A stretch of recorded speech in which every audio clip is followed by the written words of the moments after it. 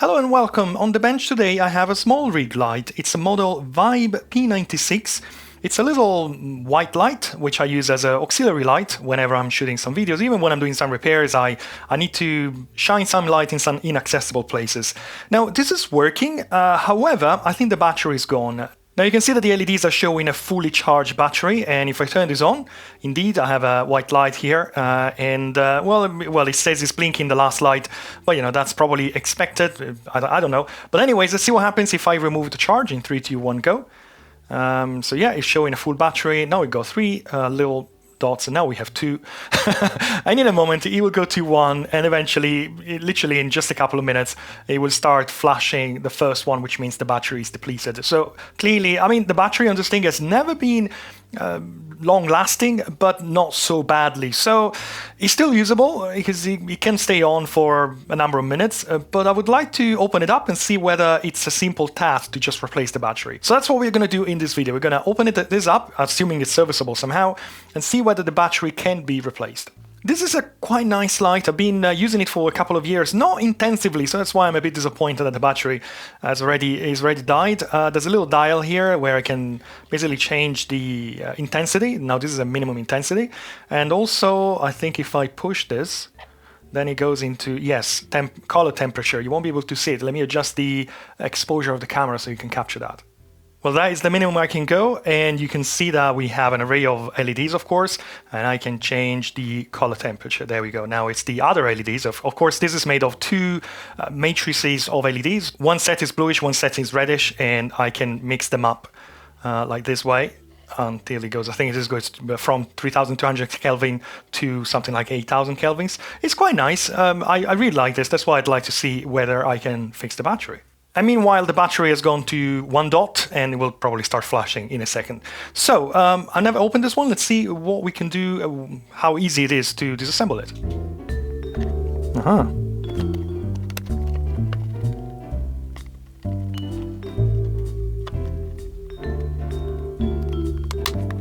There we go. We are in. It wasn't too bad. You can see the 2 arrays of light. The clip here is broken a bit. But it's not the end of the world. I think it's going to work anyways.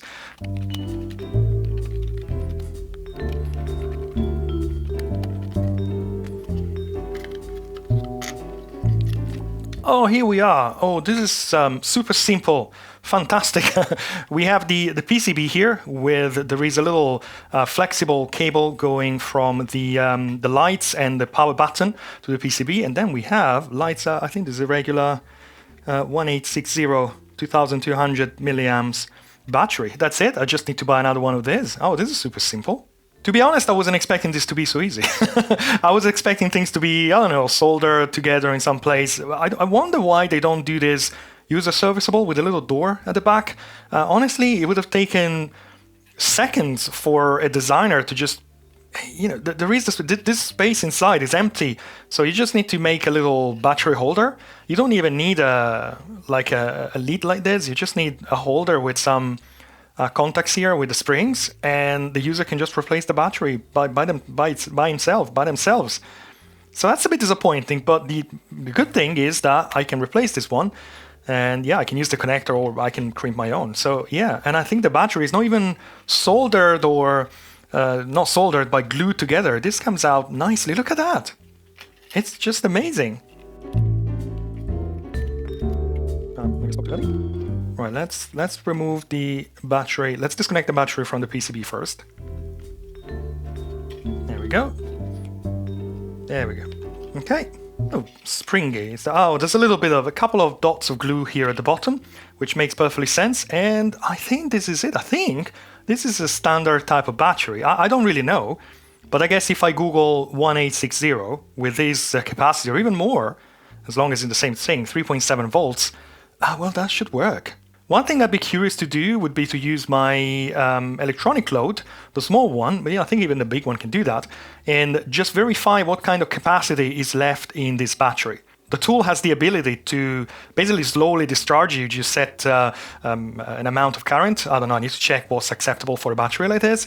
And the tool will basically will count the amount of energy coming out of the battery. So at the end, when the battery is completely depleted, it will come up with a number in milliamps, milliamp per hour. which will tell me whether the battery is still good or not. But I might want to do that later. Let me Google this thing. Let me see if I can find the replacement, and I'll be back. And yes, I can find plenty of these 18650 online, and they actually sell 3500 milliamps. There's also some 4000. There we go, 4000 milliamps. What is that? Milliamp per hour. $7.99. I will need to educate myself because obviously this is the same size. Is this going to be okay? I can see that some of the parameters of this battery is the maximum discharge. I guess is the amount of current that you can draw from this thing. Really, 10 amps? Okay. I don't think this is drawing 10 amps. I could check, but I don't think we're talking about 10 amps. We have a nominal voltage of 3.6. Well, this one says 3.7. Once again, is this okay? I want to do a little bit of, I want to educate myself because I know nothing about these batteries. But that said, I can definitely get one with more or less twice as the capacity, and I think it's going to be totally fine, as long as the voltage is the same and it's the same type of battery. I think this should be fine. But again, I'll find out. I'll order something like this and possibly already wired, because obviously it's never a good idea to solder on batteries, and I don't have the how's it called, the welder for batteries. So I need to get something with wires, and then I can either reuse this plug here, or I will just crimp my own. So let me educate myself, and I'll come back to you. All right, I've done a little bit of research. What I've learned is that there are basically two types of batteries, unprotected and protected. The unprotected is just a cell. There's nothing else. It's just a cell, and you just plug into your equipment.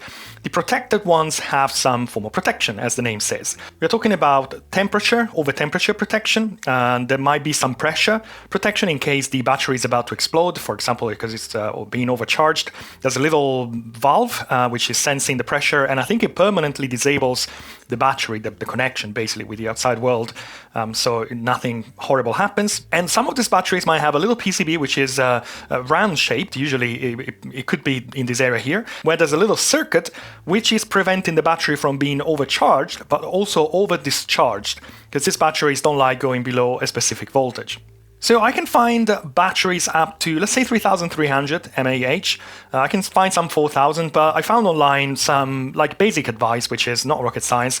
And number one is never buy batteries like this from eBay, Amazon, AliExpress, because you don't know what you're getting. And from reputable websites, yes, I can find 4,000, but let's say I can find 3,500. Now, unfortunately, I can't really find, I'm assuming that this is a protected battery, but most importantly, it's got leads coming out of it. And I can find plenty of unprotected cells which have the metal terminals here at the edges, but I don't have the welding tool, and it's never a good idea to solder on batteries.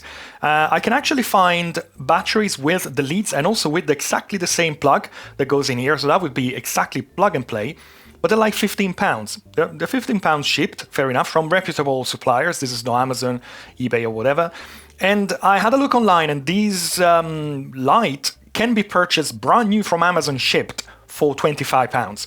So, unfortunately, it kind of doesn't make sense to replace the battery. That being said, this is a 2200 mAh, and I can replace with £15, I'm getting a 3500, if I remember right, mAh. So I would save a little bit of money, and I would get a better battery, because even a brand new one of this is still 2200 mAh. Now, if I don't go ahead and replace the battery, what do I do with this? I mean, I could keep it. It works with 5 volts, and as you can see, the battery is still working a little bit, but I don't really need another one, and I don't like throwing things away, as you know, if you follow my channel. So I'll go ahead and order a replacement anyways, and if it's £15 bit.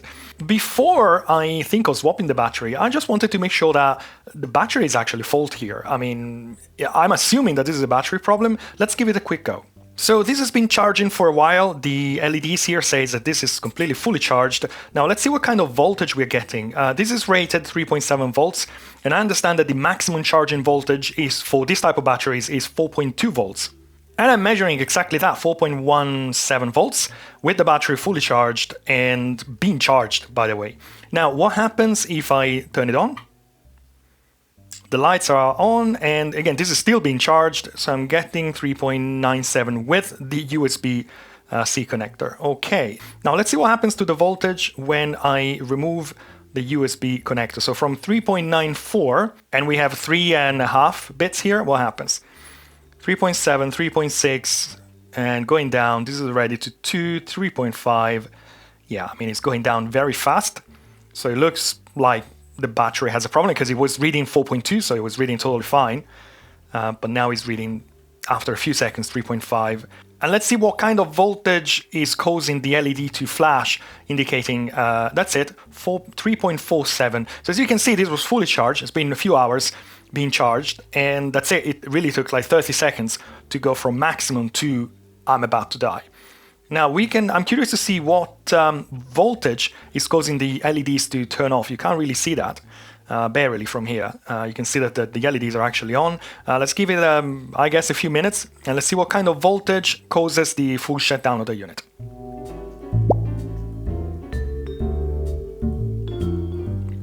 Okay, that's it. Now obviously it's reading a high voltage. I think it was reading 3.1.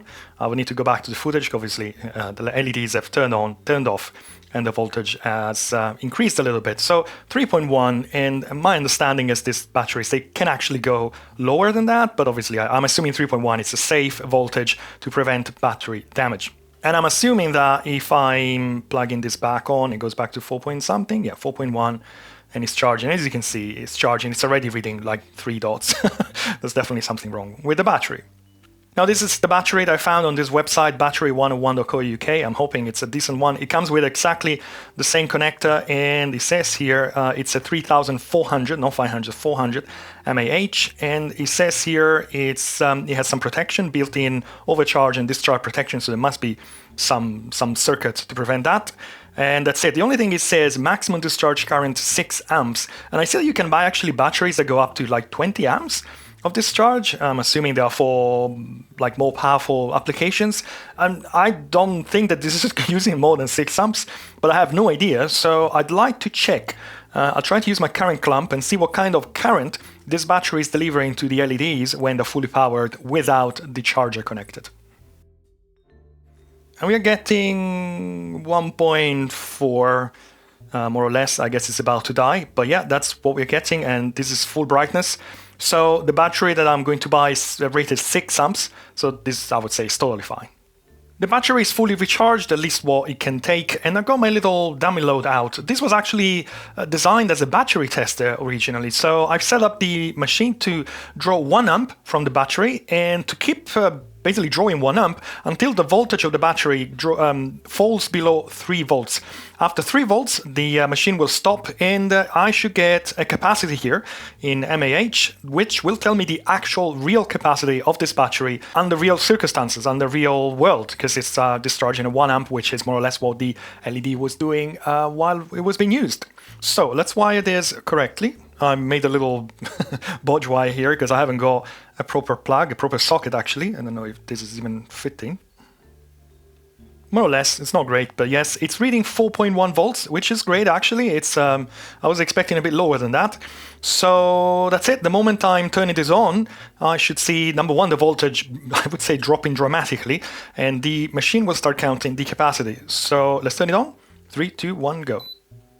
Yeah, voltage is already 3.7, and machine is counting. It's this is 3.7 watts, and that's it. It's just a matter of waiting. I don't think it's gonna take a long time because we're already 3.6, and we only have 5 mAh. And just 7 minutes later, we are at 3.1 volts, which is where the original PCB would have stopped already. And we are only at 117 mAh. We are quickly going down to 3, so it won't be much more than 120. And yes, this battery is completely depleted. And there we go. The voltage have reached 3 volts after 8 minutes, and we have a capacity of 132 mAh, and this battery was supposed to be, well, at least at the beginning, it was a 2200 mAh. So clearly we need a new battery. Now I'll place an order. Meanwhile, I'm curious to see what's inside this battery. So let's remove the wrap. I'm curious to see what kind of protection we have, just what's inside. I'm just curious. We need to be very careful when cutting something around the battery, because if you pierce a battery, it might short and the gas explodes, go up into flames. So I'll have to be very careful. Definitely don't do this at home. Alright, well, this is the battery, and I'm not entirely sure that this is a protected battery at this point. I don't see any PCBs for sure, and it looks like a standard cell.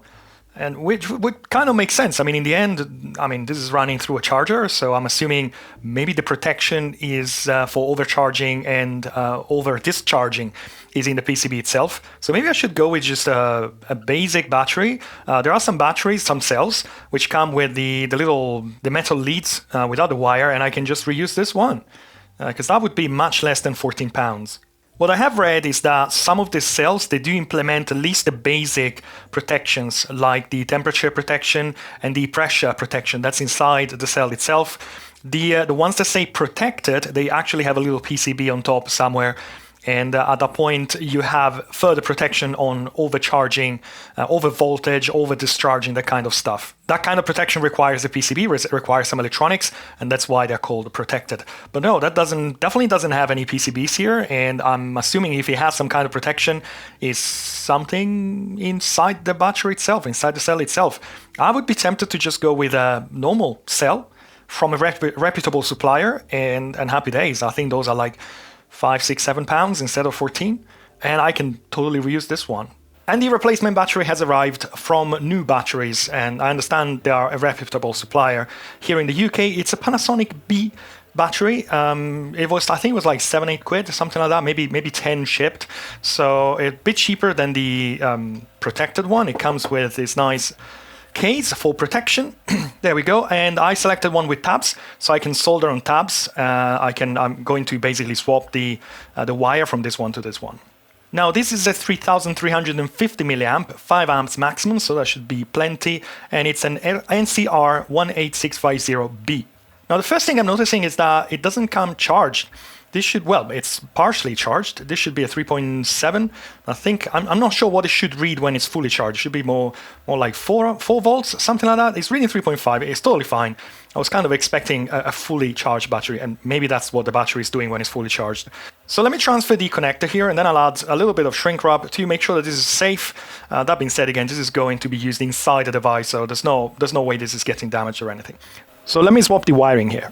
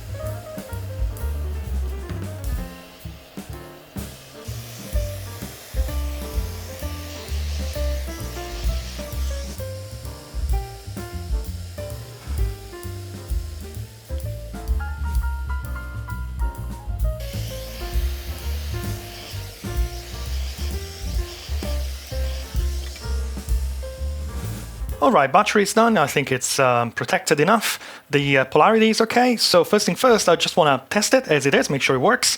And then I guess I'll fully recharge it. Then I'd like to try and test the capacity of this battery using my my tool that I showed you before. I'm curious to see whether it actually reads 3,400 and something. But first thing first, let's plug it up and see if it works.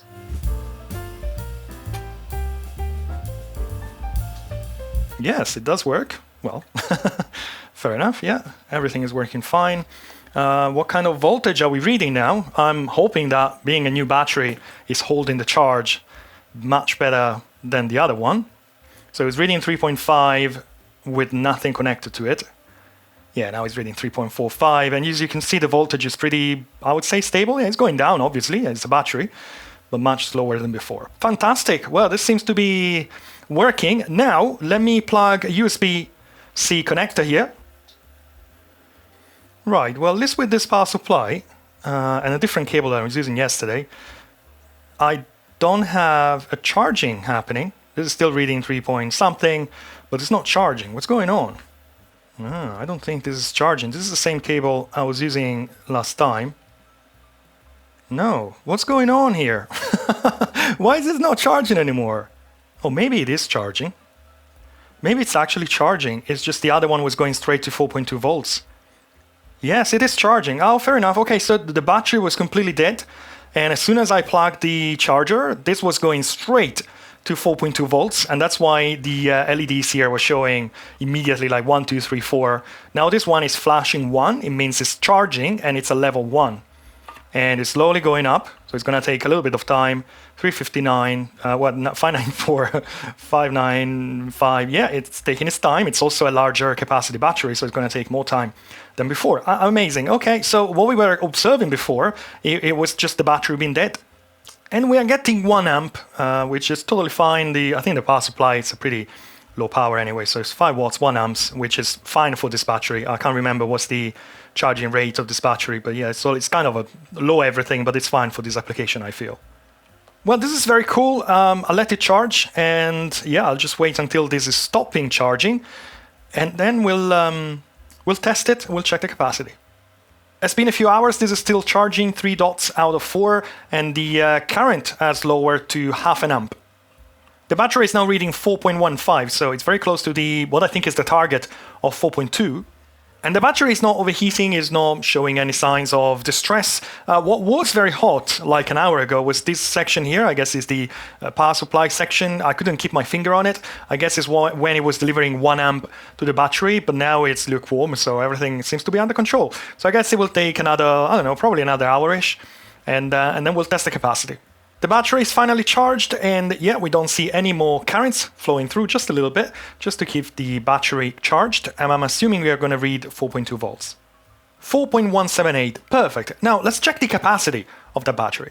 Battery is in, is reading 4.17 something, and I'm going to discharge it at 1 amp until it reaches 3 volts as before. The capacity here is reset, let's turn it on, and well, let's see what it reads this time. 3, 2, 1, go.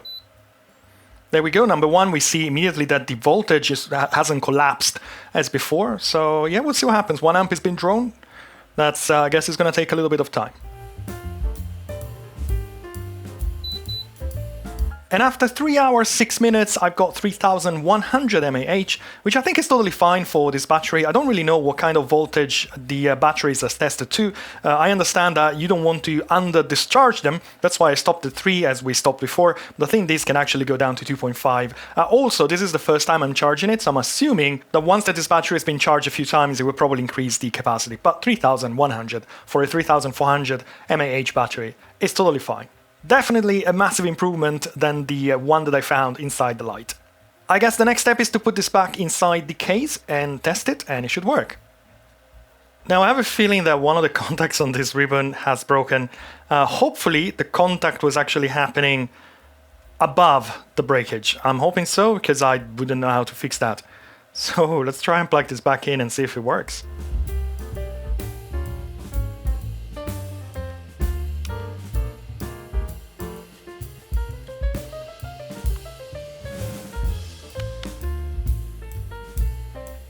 Okay.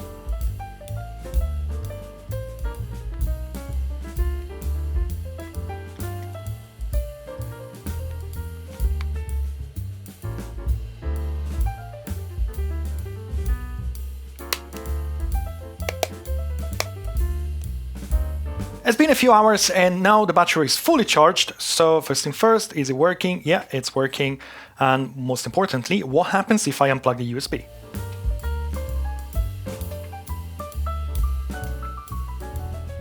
Well, there we go. The battery is fully charged. It's not dropping down to 0 in 1 second. And I guess it will take me a few hours to test it. I'm assuming that now with the higher capacity, the battery will probably stay blinking for a while. Probably the logic inside was designed for a smaller battery, so it will probably blink for quite some time before it actually turns off. But I don't care, as long as it works, it's fine. Now, the replacement battery cost me £10.2 shipped. And once again, this is about £25 brand new, but now I have a bigger battery inside, and more or less this is brand new. Unless the LEDs start failing, I guess it will probably last quite some time. Definitely an interesting project if you have one of these small lights. One little consideration to be done is if you get the protected cells, I have a feeling they won't fit inside the case here, because My unprotected cell barely fit with just some heat shrink, and the protected ones, they are a few millimeters longer. Take some measurements and bear in mind that there is some space limitations inside this thing. I'm super happy to have this LED light fully working right now with a battery that actually lasts more than a few minutes. I hope you enjoyed the video. If you did, as usual, I'd appreciate a thumb up down below, and also consider subscribing to this channel and my second channel if you like this kind of things. Don't forget I'm on Facebook and on Patreon, and the links are down below in the description. There is a free tier on Patreon, so no excuses. If you don't want to support me on Patreon, well, I fully understand, and maybe, well, you can buy me a coffee, and the link is also down below in the description. And if you don't want to buy me a coffee, I completely understand. I hope you enjoyed the video. Well, that's it for today. Thank you for watching, and hope to see you soon here on my channels for my next videos. Thank you very much, and goodbye. Bye-bye.